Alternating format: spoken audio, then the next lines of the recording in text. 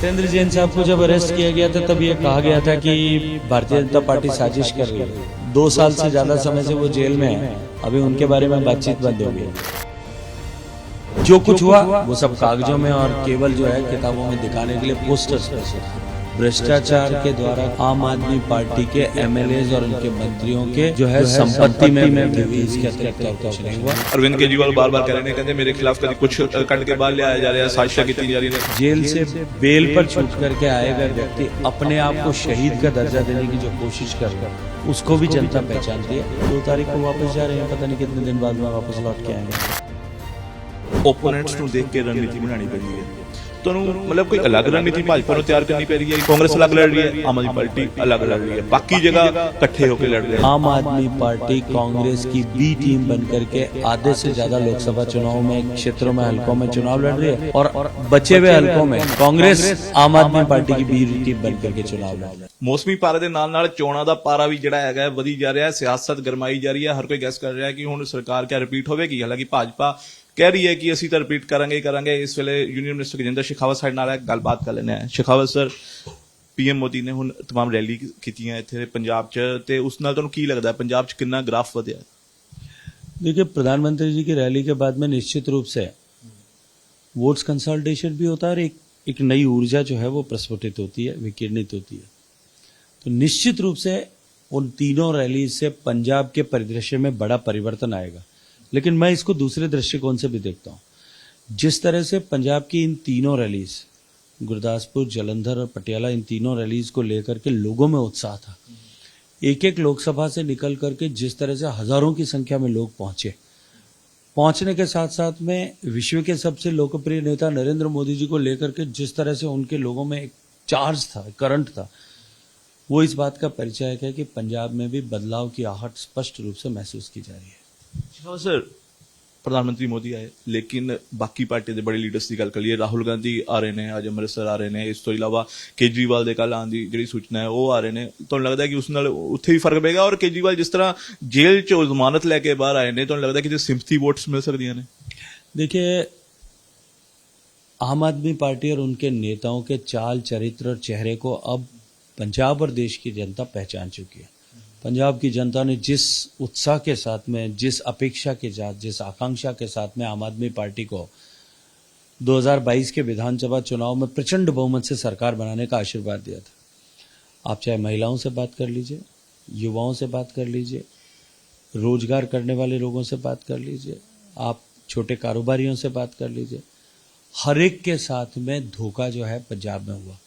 न महिलाओं को जो भत्ता देने की बात थी वो पूरा हुआ, न युवाओं को रोजगार देने की बात पूरी हुई, न माफिया के इरेडिकेशन की बात पूरी हुई, न माइनिंग के माफिया पर रोक लगाने की, रेता माफिया पर कुछ रोक लगाने का काम हुआ, न उसकी प्राइसेस कम हुई, न ड्रग्स के ऊपर किसी तरह का कंट्रोल किया जा सका, न अपराधियों पर लगाम लगाई जा सकी, न युवाओं को रोजगार मिला, न चिकित्सा की सुविधाओं में कोई सुधार हुआ, न शिक्षा की व्यवस्था में कोई सुधार हुआ।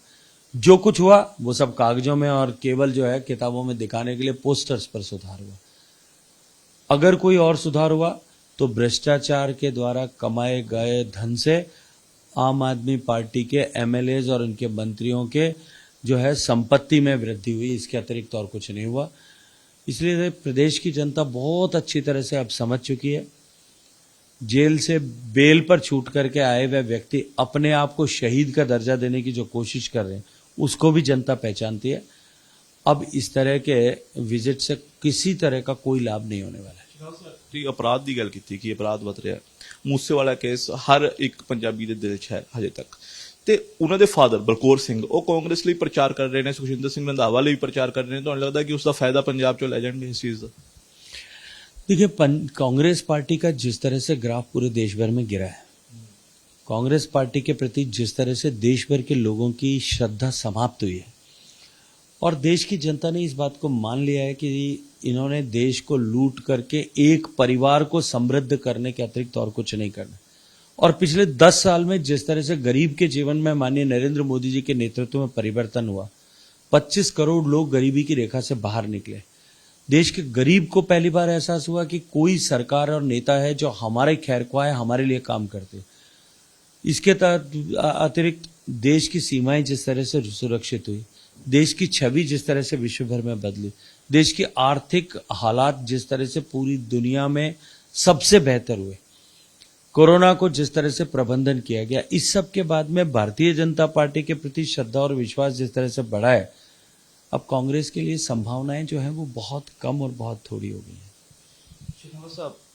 ਓਪੋਨੈਂਟਸ ਨੂੰ ਦੇਖ ਕੇ ਰਣਨੀਤੀ ਬਣਾਉਣੀ ਪੈਂਦੀ ਹੈ ਤੁਹਾਨੂੰ ਮਤਲਬ ਕੋਈ ਅਲੱਗ ਰਣਨੀਤੀ ਭਾਜਪਾ ਨੂੰ ਤਿਆਰ ਕਰਨੀ ਪੈ ਰਹੀ ਹੈ ਕਿ ਬਾਕੀ ਸਟੇਟਸ 'ਚ ਅਲੱਗ ਇੱਥੇ ਅਲੱਗ ਕਿਉਂਕਿ ਬਾਕੀ ਸਟੇਟਸ 'ਚ ਜ਼ਿਆਦਾਤਰ ਮੈਕਸਿਮਮ ਅਗਰ ਗੱਲ ਕੀਤੀ ਜਾਵੇ ਹੁਣ ਅਗਰ ਸਿਰਫ ਪੰਜਾਬ ਦੀ ਪਹਿਲਾਂ ਗੱਲ ਕਰ ਲਈਏ ਪੰਜਾਬ 'ਚ ਕਾਂਗਰਸ ਅਲੱਗ ਲੜ ਰਹੀ ਹੈ ਆਮ ਆਦਮੀ ਪਾਰਟੀ ਅਲੱਗ ਲੜ ਰਹੀ ਹੈ ਬਾਕੀ ਜਗ੍ਹਾ ਇਕੱਠੇ ਹੋ ਕੇ ਲੜ ਰਹੇ ਹੈ ਤੇ ਕਿਆ ਸਟ੍ਰੈਟਜੀ ਵੀ ਕੋਈ ਅਲੱਗ-ਅਲੱਗ ਬਣਾਉਣੀ ਪੈ ਰਹੀ ਹੈ बीजेपी ਨੂੰ आप डेली पोस्ट के जो है आपके जितने भी नीचे ग्राउंड फॉर्मेशन है, मैं उनके माध्यम से आपको एक विषय पता करने के लिए अनुरोध करता हूं, अपने दर्शकों के लिए पता कर लीजिए।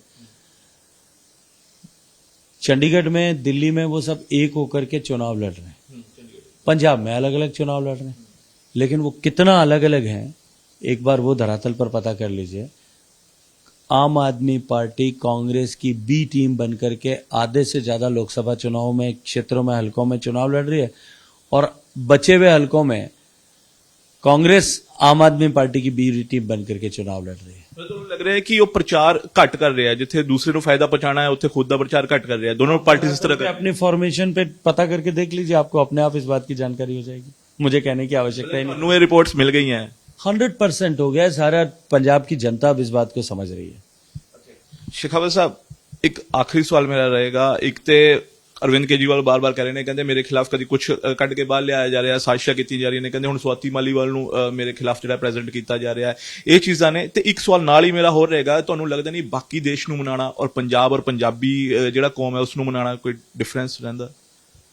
देखिए, भारत के 140 करोड़ नागरिक, चाहे वो किसी भी सूबे से आते होंगे, किसी भी पृष्ठभूमि से आते होंगे, अंततः सब लोगों के मन में एक राष्ट्रीय भाव है और सब लोग भारत विकसित हो इस बात पे सभी लोग साथ खड़े।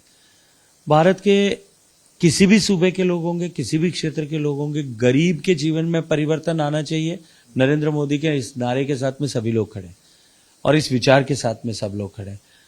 भारत का जिस मुकाम का हकदार था उस मुकाम तक भारत पहुंचना चाहिए, सभी लोग साथ खड़े। इसलिए मुझे इसमें किसी तरह का कोई परिवर्तन दिखाई नहीं देता।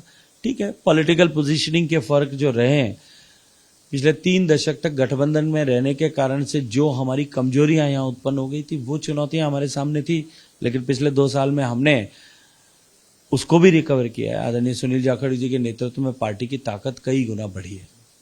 ਜੋ ਮੇਰਾ ਸਵਾਲ ਸੀਗਾ ਕਿ ਅਰਵਿੰਦ ਕੇਜਰੀਵਾਲ ਕਹਿ ਰਹੇ ਨੇ ਮੇਰੇ ਖਿਲਾਫ ਸਾਜ਼ਿਸ਼ਾਂ ਜਿਹੜੀਆਂ ਆ ਉਹ ਕੀਤੀਆਂ ਜਾ ਰਹੀਆਂ ਨੇ ਸਵਾਤੀ ਮਾਲੀਵਾਲ ਨੂੰ ਮੇਰੇ ਖਿਲਾਫ ਹੀ ਖੜਾ ਕਰ ਦਿੱਤਾ ਜਾ ਰਿਹਾ ਹੈ ਰੋਜ਼ ਕਹਿੰਦੇ ਨਵਾਂ ਕੁਝ ਲਿਆਏ थे भाई। सत्येंद्र जैन साहब को जब अरेस्ट किया गया था तब ये कहा गया था कि भारतीय जनता पार्टी साजिश कर रही है।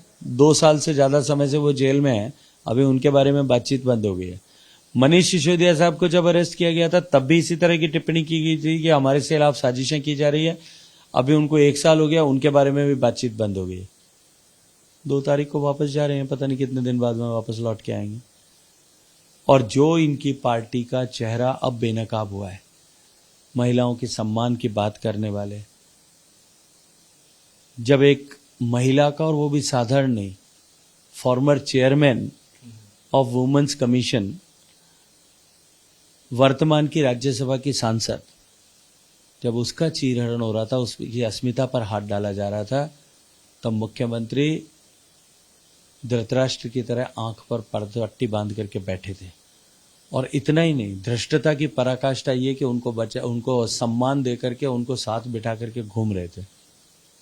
अब जब कार्रवाई शुरू हुई है तब उनको छटपटाहट में इस तरह के जो है विक्टिम कार्ड प्ले करने की परिस्थिति आ गई, लेकिन सब लोग अब उनको जान और पहचान गए। ਪੀਐਮ ਮੋਦੀ ਕਹਿੰਦੇ ਨੇ ਕਿ 2.5 ਗੁਣਾ ਐਮਐਸਪੀ ਵਧਾਈ ਹੈ, ਹਰ ਬਹੁਤ ਰਿਕਾਰਡ ਤੌਰ ਤੇ ਜਿਹੜੀਆਂ ਹੈਗੀਆਂ ਫਸਲਾਂ ਦੀ ਖਰੀਦ ਕੀਤੀ ਗਈ ਹੈ। ਫਿਰ ਕਿਉਂ ਕਿਸਾਨ ਜਿਹੜਾ ਹੈ ਬੈਠਦਾ ਹੈ? ਹੁਣ ਸ਼ੰਭੂ ਬਾਰਡਰ ਬੈਠੇ ਹੋਏ ਨੇ, क्यों बैठते हैं? देखिए, अब जो किसान प्रोटेस्ट करते हुए आप सबको दिखाई दे रहे हैं, ये उन पॉलिटिकल पार्टीज के कार्यकर्ता हैं, उनके मोटिवेटेड और स्पॉन्सर्ड लोग हैं जिन लोगों ने ये स्वीकार कर लिया है कि प्रत्यक्ष लड़ाई में अब भारतीय जनता पार्टी को रोका जाना संभव नहीं है। ਸਾਰੇ ਕਿਸਾਨ ਸਪਾਂਸਰਡ ਨਹੀਂ ਨਾ ਹੋਣਗੇ, ਜਿਹੜੇ ਬਾਕੀ ਆਂਦੇ ਨੇ ਨਾਲ ਬਹੁਤ ट्रैक्टर ट्रालीज लगती ने, सारे स्पॉन्सर्ड तो नहीं होंगे। देखिए, किसी न किसी रूप में उनको मोटिवेट करके इस तरह से स्पॉन्सर्ड का प्रोग्राम के तहत लाया जा रहा है।